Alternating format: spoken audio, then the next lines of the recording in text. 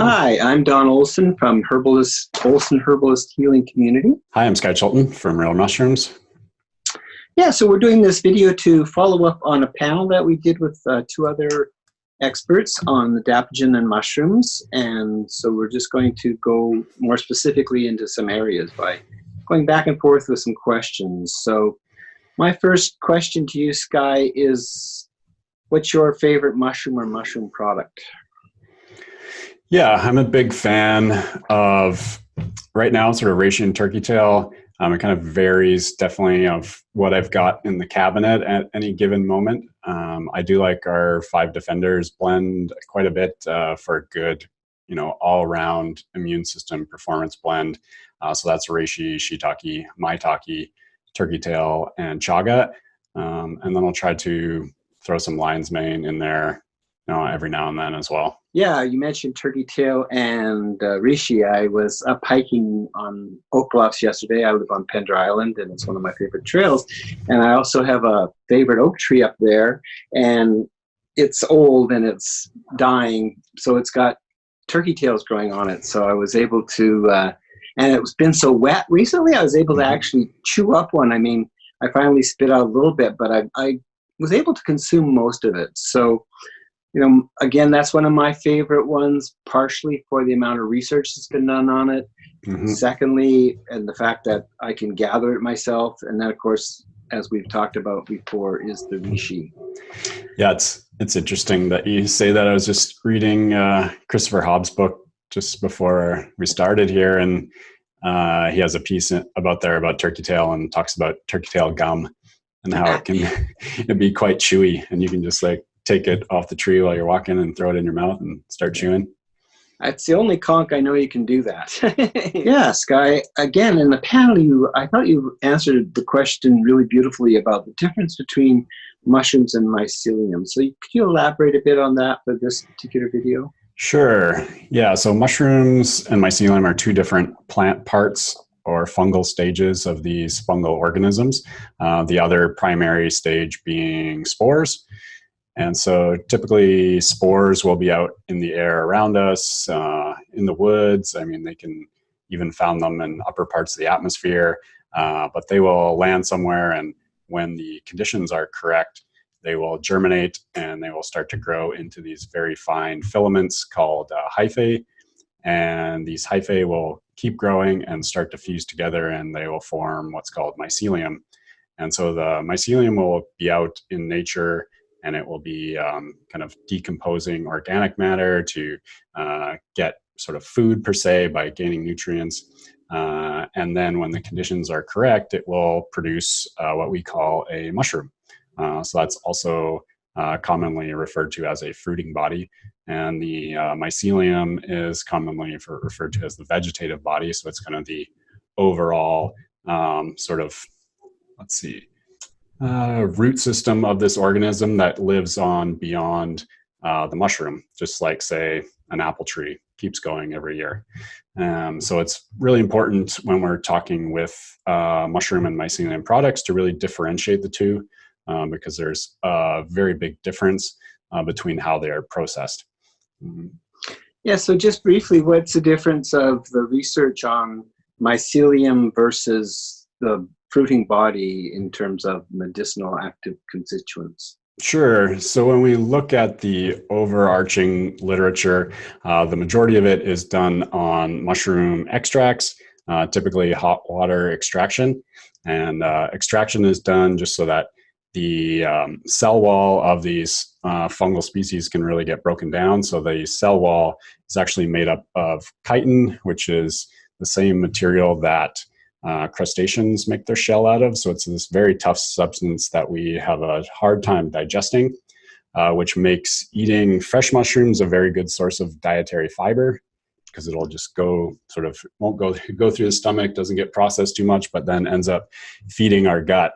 But if we really want to get access to those active compounds, the important constituents in there, we need to do an extraction on this to break down that cell wall first, so we can access those compounds easier. And when it comes to mushrooms and mycelium, so there's different ways to grow mycelium, for one. So you can grow it in a solid substrate, or you can grow it in a liquid substrate. Typically, when you look at the research, most of it has been done on liquid culture mycelium. So this is, you grow the mycelium in a liquid vat of nutrients. It's usually sugars and proteins, and it'll grow out this mycelium cake, if you think of like maybe tofu or something like that. And then at the end of the process, you can drain off all the water, and then you have this pure cake of mycelium, which you can dry and you can powder. And so this is primarily how they grow mycelium in Asia. And as most of the research on medicinal mushrooms comes out of Asia, most of the research on mycelium is based off this liquid culture mycelium. But what's commonly grown here in the North American market is using a solid substrate.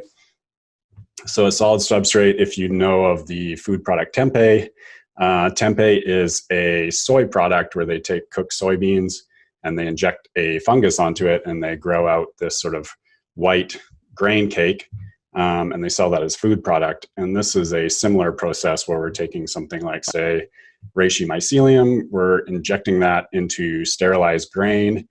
This could be rice or oats. And then that's growing out into this sort of grain log here that then gets dried and powdered and sold as a mushroom supplement. And you have that entire grain substrate that still ends up being part of the final product.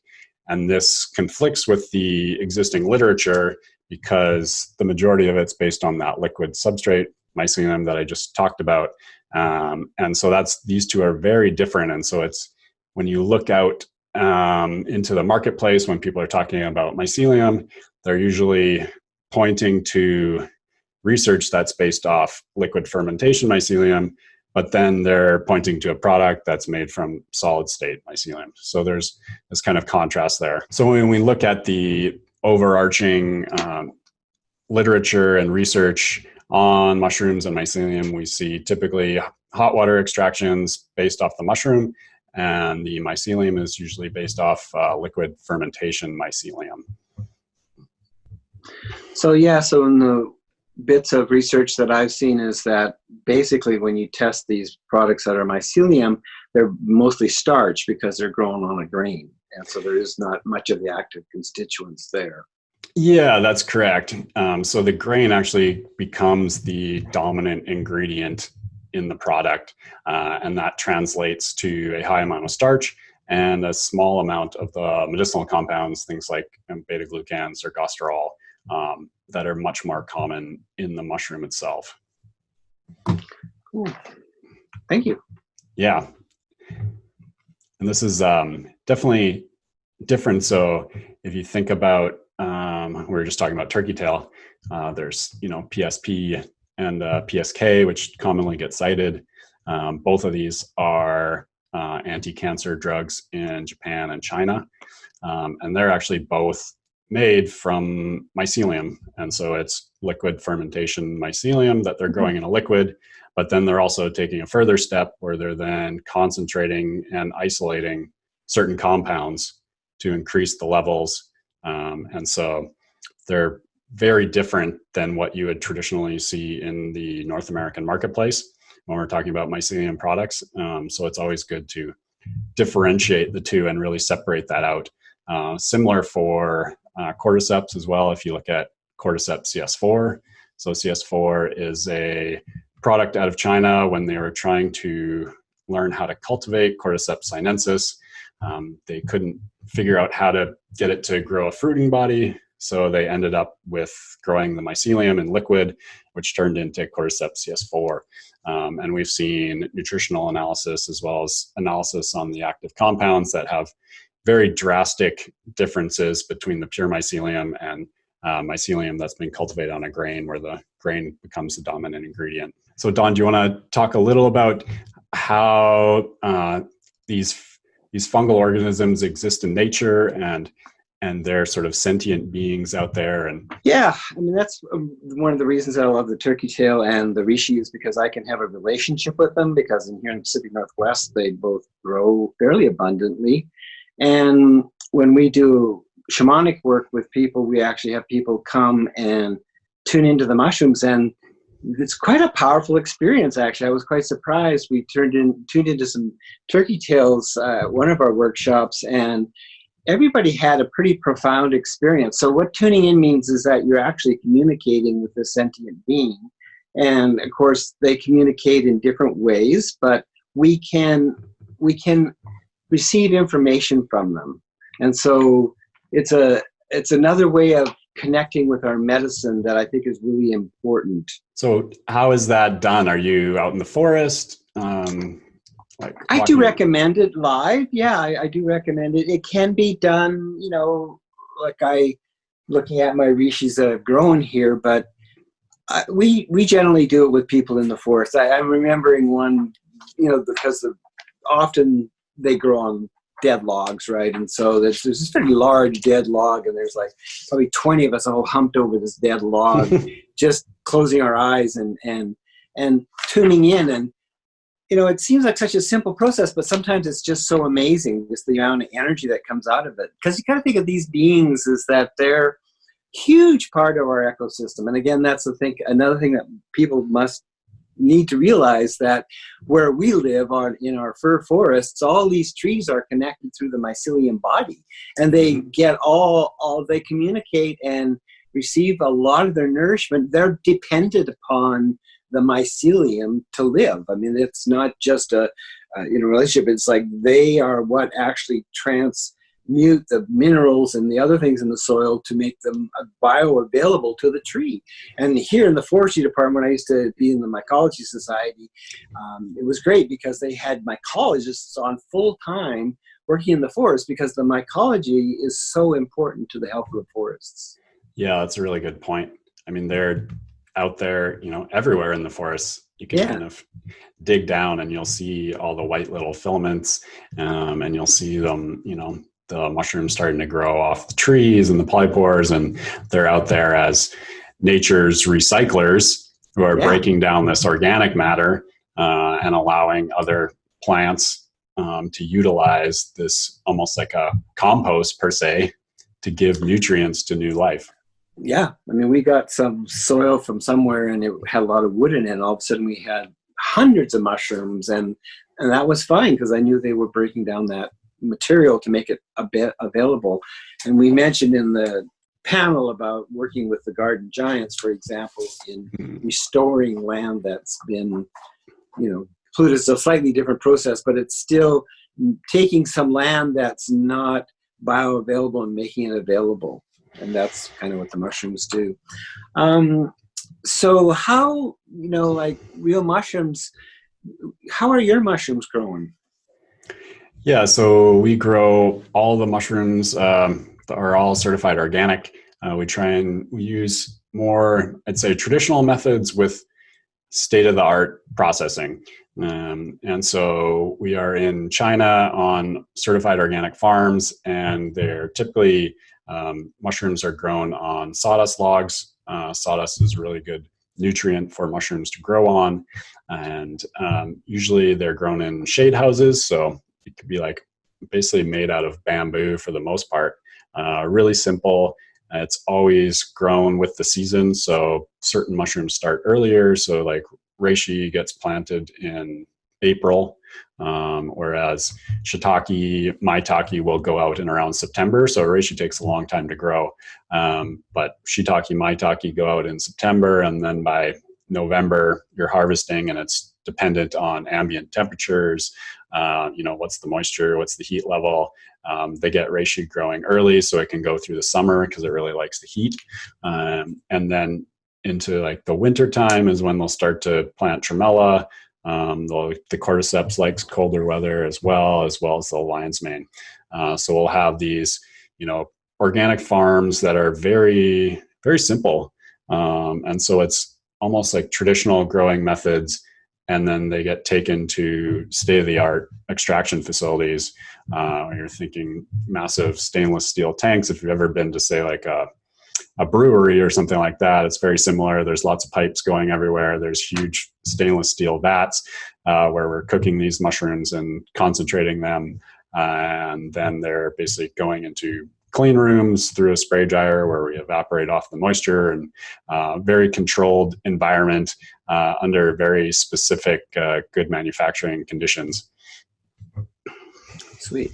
And you mentioned before with the extraction, I know that you, with the reishi, you do an alcohol and water because of the triterpenes that are in the reishi. Yeah, so we've got a few different types of products that we use. So depending, like chaga and reishi, we typically dual extract due to triterpenes.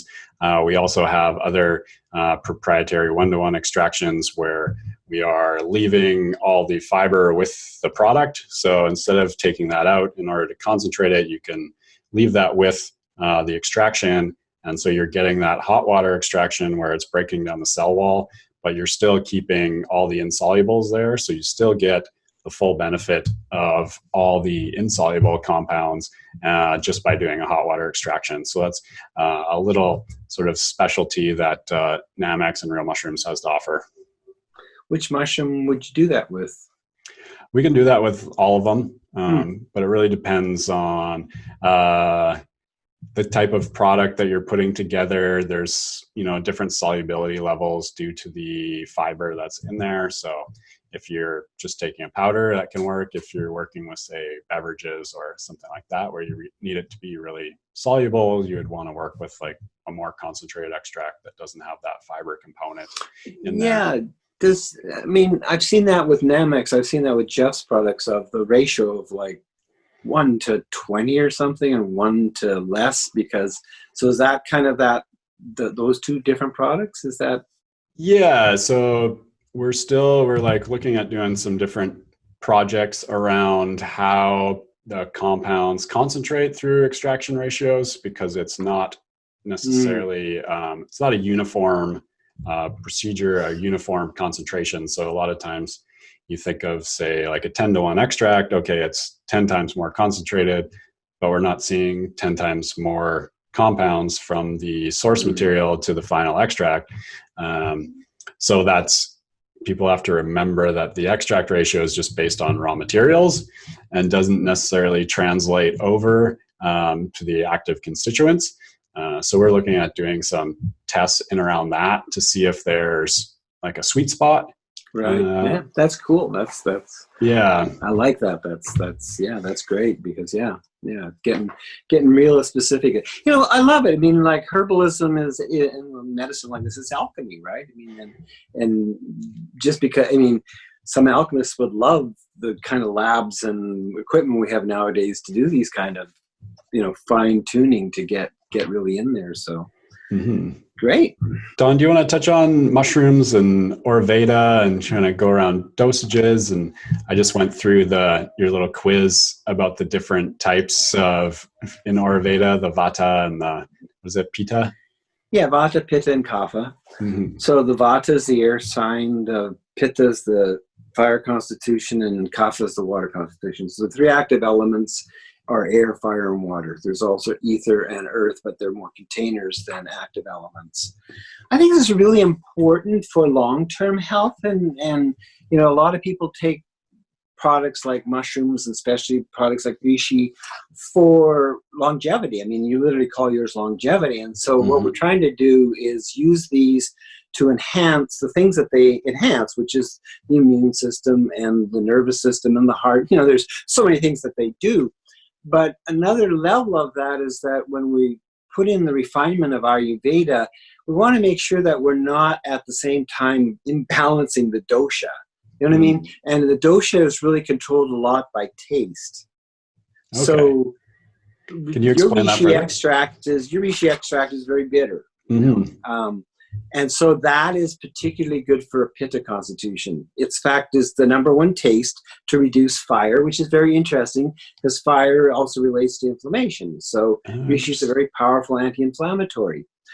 But Vata, that's kind of the taste of bitter is made up of air and ether, which is what Vata is made up of, air and ether. So it can aggravate Vata. So it doesn't mean Vata can't use it. And also it's cooling, extraordinary cooling. Bitter is the most cooling flavor you can get in Ayurveda. So they're already cold, so you don't want to make them colder. It's really simple. You just add ginger powder, for example.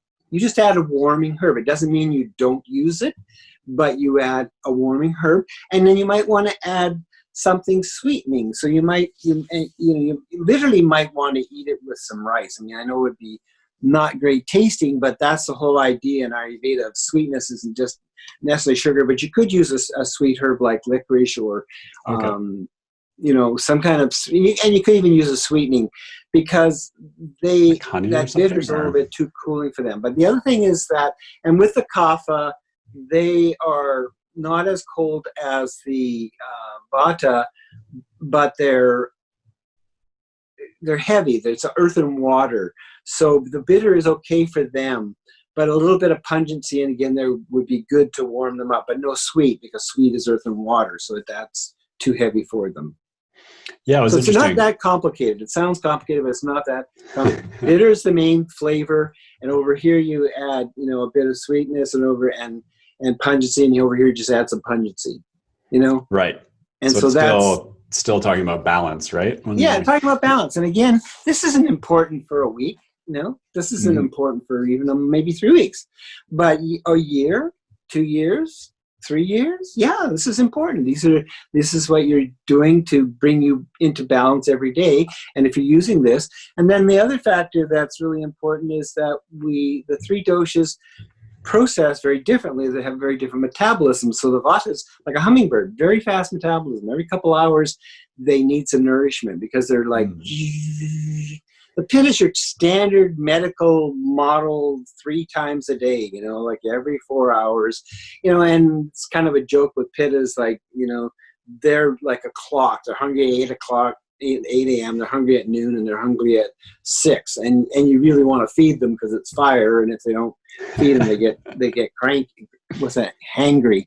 Hungry, angry. And neither do you fight with your partner just before a meal, because especially if you both have pitta and you just feed each other and then see if you're still angry at each other. And then the kapha, because it's earth and water and slower metabolism, they really only need it once or twice a day, because it's going to be in their system for much longer. And they need a bit stronger dosage. The vatas need a smaller dosage, and the pitta needs the regular dosage. Yeah, because I definitely was trending on the pitta for both the physical and the mental. Yeah. And it's interesting because I wouldn't really call myself sort of like a fire person per se. Yeah.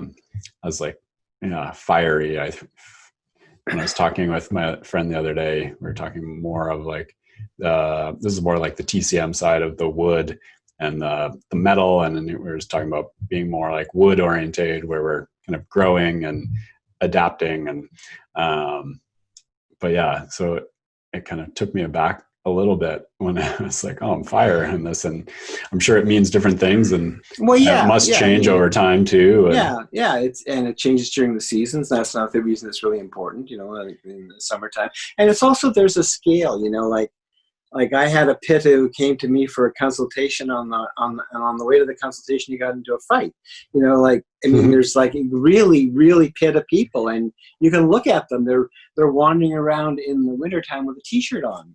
Every time we see a group of people walking down the road or somewhere, we just look at them. There's one person with no clothes on, we guess what dosha it is, and the other people got big coats and stuff on. We have a mechanic here on Pender Island. He never wears a shirt. He mostly wears a tank top year round, working on cars and stuff, and that's because he's a complete total pitta. I'm somewhere in the middle. I'm not an extreme pitta, but but I am fiery, and I get hot, and so I need to be able to cool down, and that's the biggest important thing for there. But going back to the mushrooms, it's just a bit of a refinement thing, but I think people may get more results from their practice of using the herbs if they did that a bit, because another thing is that what this is saying is that the activeness of the herb is lasting that long. So if you're trying to bring about some kind of change with the mushroom, then with the vata, a little bit every couple hours is going to keep that thing. And so it may not be important, after they bring the system back into balance, then they could, instead of doing it 5 times a day or something, they could do it 3 times a day. Same with the pitta, they would want to do it 3 times a day during the period of, but then they might only do it once or twice a day. And with the kapha, they may do it twice a day when they're starting out to try and get something to happen, but then they may go down to just once a day. Right. I believe Justin touched on that in our previous call when he was saying, depending on the temperament, you know, you might be having 3 times a day versus like once versus twice. Yeah. And yeah, you know, we can make a link to my book, the we Constitution should. thing, so that people can look at their Constitution. And it's really it's another fun way to know a bit about yourself. And like you said, you know, you can learn things from TCM about yourself. You can learn things about Ayurveda. You know, people can do numerology, astrology, but we kind of get to know ourselves a little bit more. And the reason for that is that makes us hopefully a bit more adaptable to our environment, both inner and outer. And that's where I found Ayurveda to be extremely helpful. So Don, how do you normally use mushrooms? What's your preferred way? My preferred way are 2 ways. First is eating them, and digestibility. Yours are very digestible, so it's not as important as, say, other herbs yours are pre-digest. You know, I mean, the extraction process is such that they've been already broken down, as opposed to, say, taking an herb like stinging nettle, which I do, and drying it and powdering it. Basically, you've just got leaf there. You know what I mean? And it's somewhat digestible, but it's not as digestible as yours. It hasn't already been alchemically processed to a place. But even with yours, I like to take it in some kefir and some. I sometimes put a bit of yogurt with the kefir just to make it a bit more flavorful, and put more of the different, you know, spectrum of bacteria in there, because kefir is a transient bacteria. It always needs to be put in. It doesn't take up residency. Whereas lots of the yogurts are resident bacteria. They inhabit the colon and stay there. So you're kind of always wanting to put these in there. But they've done a lot of studies with, like, ginseng, for example, Siberian ginseng, and there's products called genocides in there that they found if people didn't have the healthy bacteria in their gut, they didn't absorb it. So that's kind of my favorite way. But secondly, I love tinctures, and, you know, your product's kind of a cheat because you don't really need the tincture. You just need to mix it with some alcohol. Yeah, no, you could. You know, normally I make a tincture is to soak it in alcohol for a period of time, and you're doing you're getting the stuff out of the leaf, and then you press it. Well, you've already done that through your extraction processes, either through water and alcohol, so you don't have to do that. But sometimes it's convenient to have the tincture, especially when you're making it with other blends and stuff. So sometimes I'll make a tincture even out of your product, and then I just have it there for. But generally, I don't, because I don't recommend people using alcohol if they don't have to. You know, it's used as preservative, right? And it's like, it's going to pull out the insolubles, but then it's like the triterpenes are not going to come out in water. They're just not. Yeah, there's going to be a small amount, but primarily they're going to be insoluble. They're insoluble. So and then it does, you know, it's acting as when you do your finishing part of that, it's going to act to keep it shelf stable too with the alcohol. Yeah. So how do you take mushrooms? Usually take them in my coffee. So I usually add whatever I have on hand. I think this morning was turkey tail and lion's mane. And then I'm a big fan of the butter coffee. So coffee, butter, a little bit of coconut oil and mushrooms, and blend it up. And that kind of gets me to probably 10 or 11 o'clock. So don't really eat anything in the morning, and then have a decent sized breakfast and a lunch fairly quick after that. So it's almost like a mini not a true fast, but at least from solids.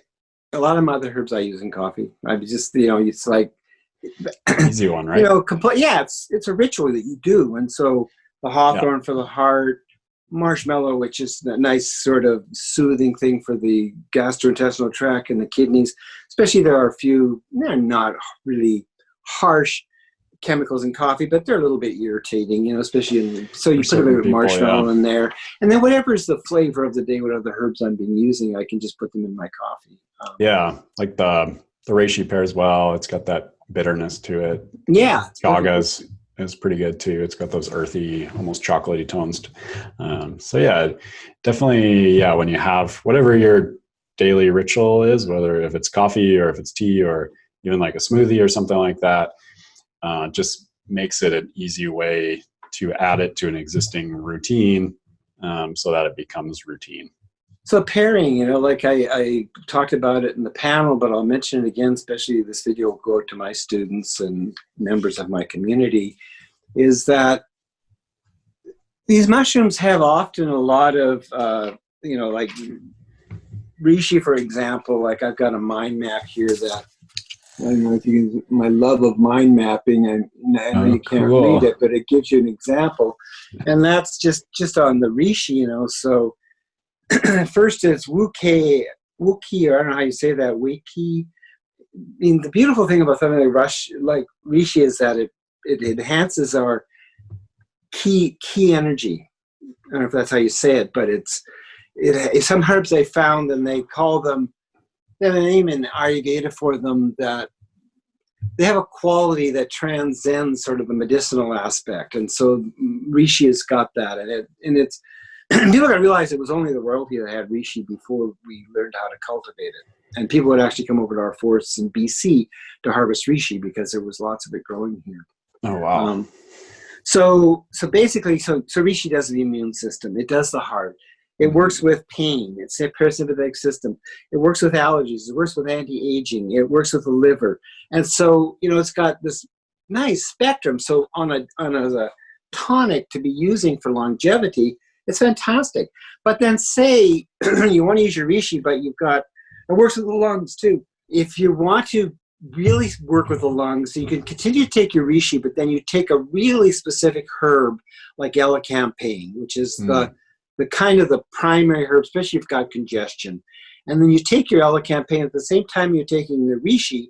Now this is going to pull the energy of the reishi into the lung area. So that's pairing it with the herb that you want to the organ. You got the liver, you use something like milk thistle.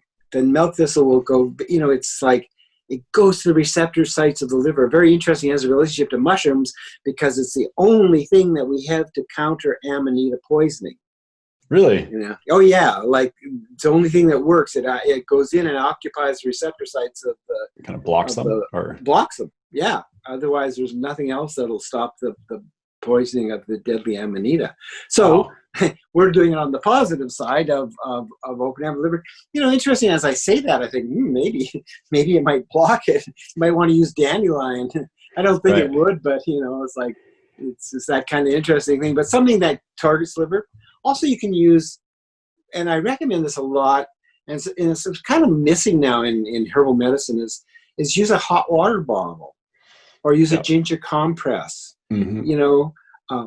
Bring the blood to the area, or even use your mind, like take the herb and especially if you're really healing it, somebody has lung cancer, people use these mushrooms for intense conditions. They don't just use them, but if you got something really serious there, then take your medicine and go lie down and put a hot water bottle on your area and then close your eyes and just breathe into that area and just, there's a book called Cell Talk by Dr. Ledger, and he's proven that we can talk to ourselves and they'll listen.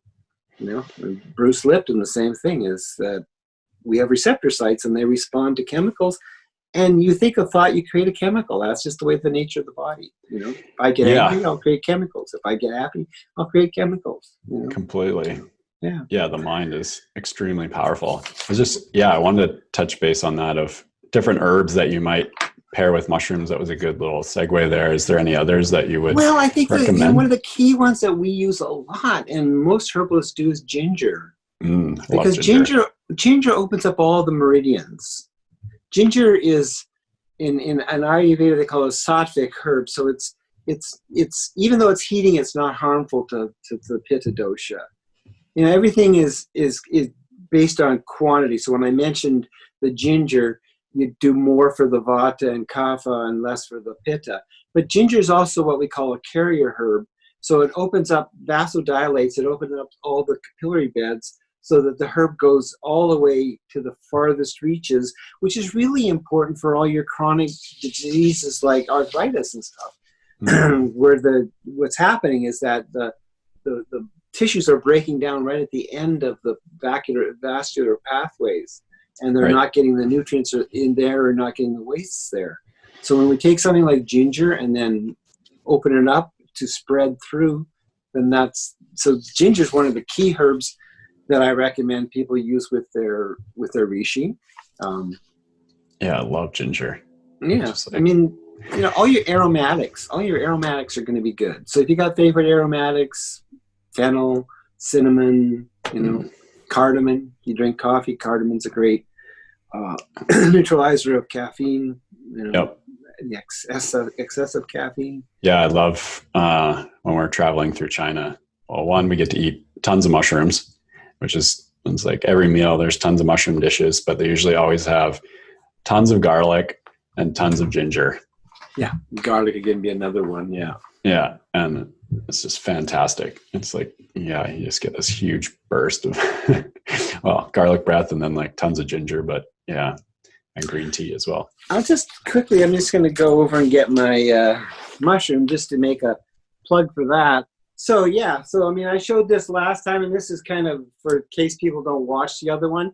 So what Skye was talking about was, this is the mycelium here. This was grown might have been a grain, I'm not sure, but now it's shrunk down and stuff. So you can buy these.